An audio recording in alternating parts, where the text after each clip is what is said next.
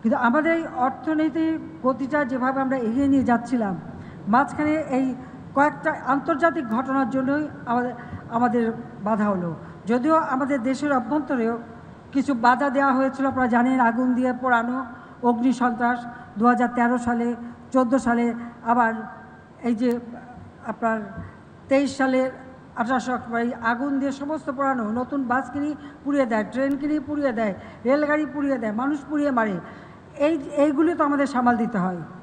একদিকে এই দুর্যোগ, অপরদিকে আন্তর্জাতিক চাপ, সব কিছু মিলেই কিন্তু আমরা এগিয়ে যাচ্ছি। ইতিমধ্যে আমরা 6 তারিখে বাজেট দেব। ইনশাআল্লাহ বাজেট আমরা ঠিকমতো দিতে পারবো এবং বাজেট আমরা বাস্তবায়নও করব। তবে আমরা যেহেতু এই যুদ্ধ এবং স্যাংশনের জন্য কিছুটা সাধন করতে গিয়েছি, এই কিছুটা সাধনের ফলাফলটা হচ্ছে হয়তো আমাদের জিডিপি যেটা আগে গতবার পেয়েছিলাম এত কিছু কমবে, কিন্তু সেটাও আমরা পরবর্তীতে উত্তরণ ঘটাতে পারবো সে বিশ্বাস আছে। সেভাবে আমরা পরিকল্পনা নিচ্ছি।